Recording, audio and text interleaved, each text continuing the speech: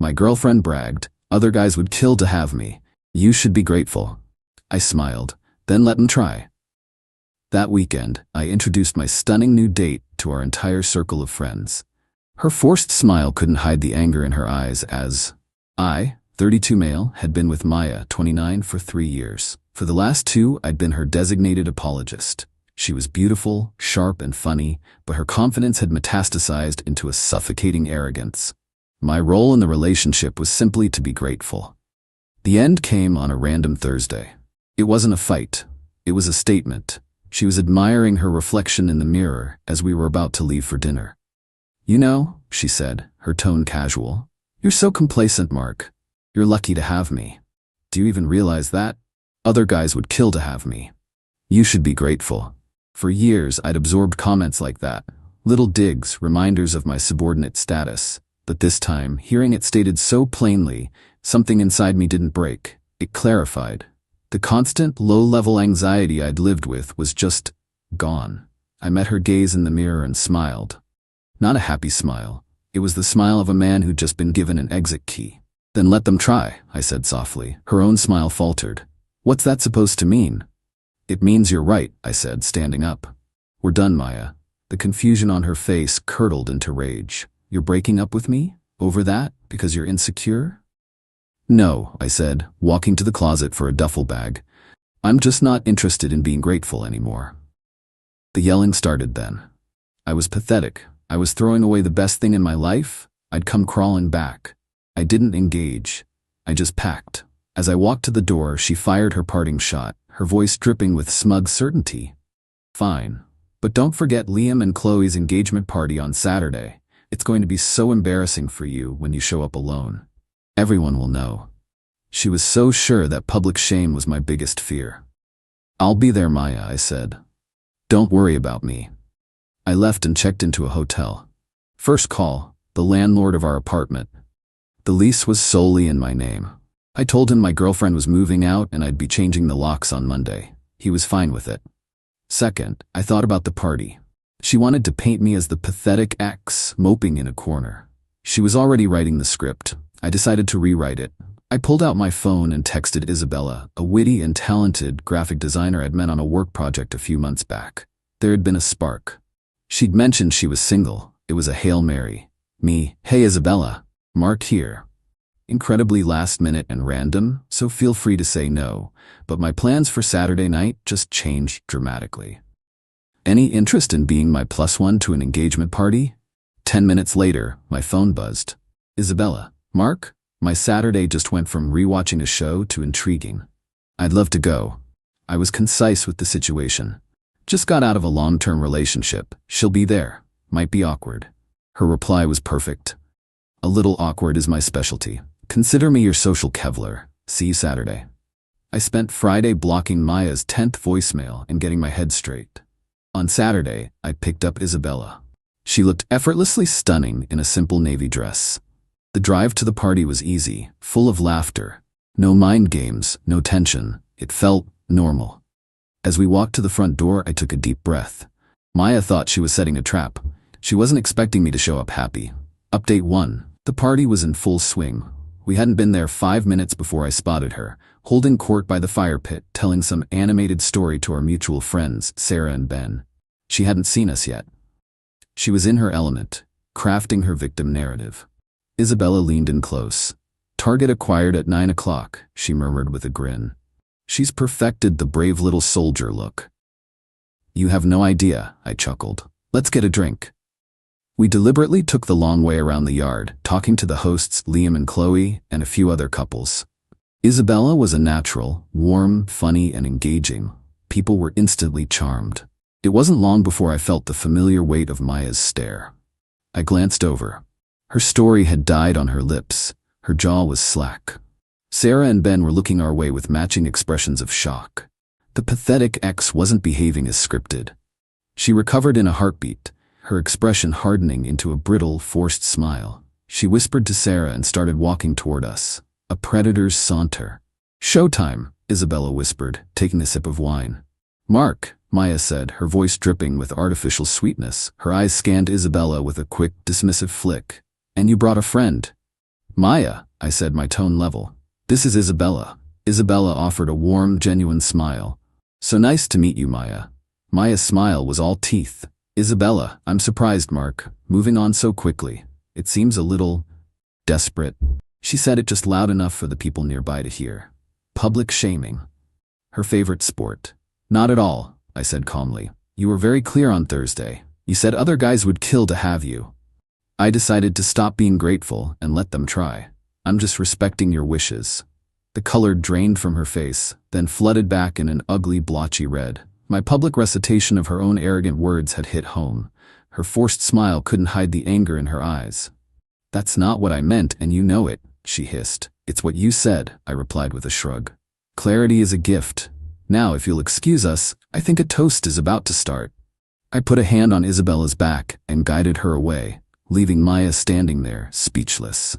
Later, while Isabella was away, Maya's best friend Sarah cornered me. This is cruel, Mark, she said, arms crossed. Maya is heartbroken, and you show up flaunting this new person. It's disrespectful. Sarah, did Maya tell you why we broke up? She said you freaked out over a silly comment and threw her out of her home. Her home? The lease is in my name, and the silly comment was her telling me I should be grateful she allows me to be her boyfriend. She ended it with her words, I just made it official. Sarah faltered. She was just having a bad day. You're supposed to be the bigger person. There it was, the core expectation. My job was to absorb her abuse. No, I said, my voice firm. I'm not supposed to be the bigger person anymore. I'm supposed to be happy. I'm sorry Maya is upset, but her feelings are a consequence of her own actions. They're not my responsibility anymore. Sarah stared at me, flustered.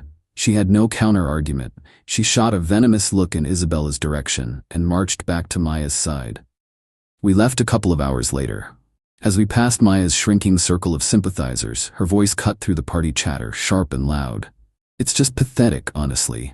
Rebound relationships never last. He'll come crawling back when he realizes what he's lost. He always does. I didn't look at her. I didn't even break stride. Her narrative was no longer my concern. Update 2. The week after the party was a storm of entitlement. Since I'd blocked Maya, the messages came from her flying monkeys. First Sarah, then her mother, Cassandra, who called to inform me of my responsibility to fund her daughter's lifestyle. You can't just throw her out because your feelings are hurt, Cassandra said, her voice like ice. It makes you look weak. Okay, Cassandra, I said, and hung up. I blocked her number too. Then came the social media campaign.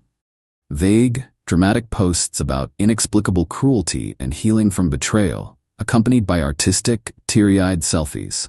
The comments were a flood of sympathy from people who only knew her curated online persona. A few mutual friends quietly unfriended me. Good riddance. The real escalation came on Wednesday. An email from HR, subject formal complaint. My blood ran cold. An anonymous complaint alleged I was using company resources for a side business, my woodworking hobby, and that my increasingly erratic and aggressive behavior was creating a hostile work environment. It was pure Maya. She was trying to torch my career. I immediately met with my boss, Richard, and HR head, Linda. I didn't get defensive. I laid out the facts. My ex-girlfriend and I just broke up, I explained. It was not amicable. This complaint is her retaliation. I then showed them a dated note I'd made 6 months prior, after a fight, where she'd explicitly threatened to do this exact thing. Call my boss and claim I was unstable. She threatened this months ago. This is a malicious act.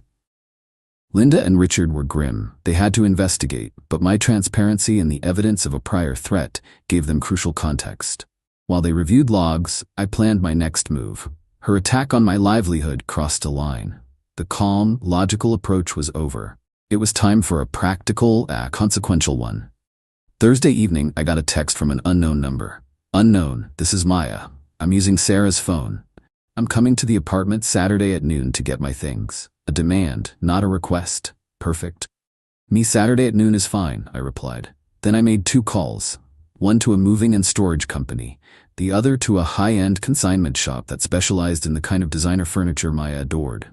On Friday, HR called me in. The investigation was over. They'd found 0 evidence.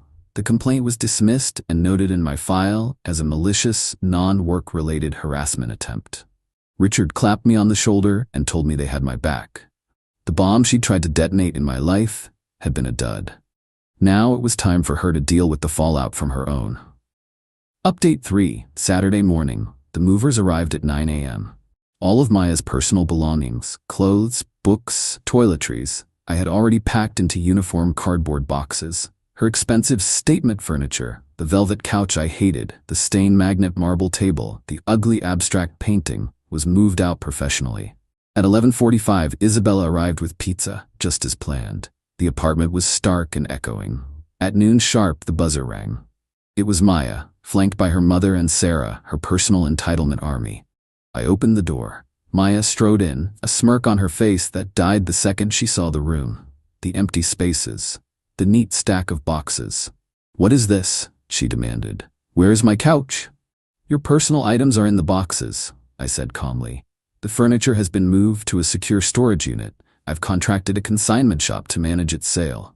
Once sold, you'll receive the proceeds minus the moving and storage fees." I handed her a folder.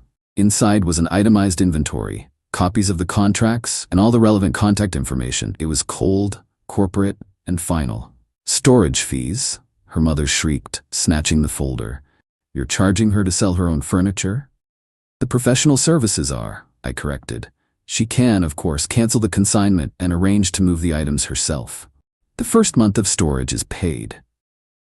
Just then, Isabella walked in from the kitchen, holding 2 plates. "Pepperoni or veggie?" she asked me, breezing past them as if they were furniture.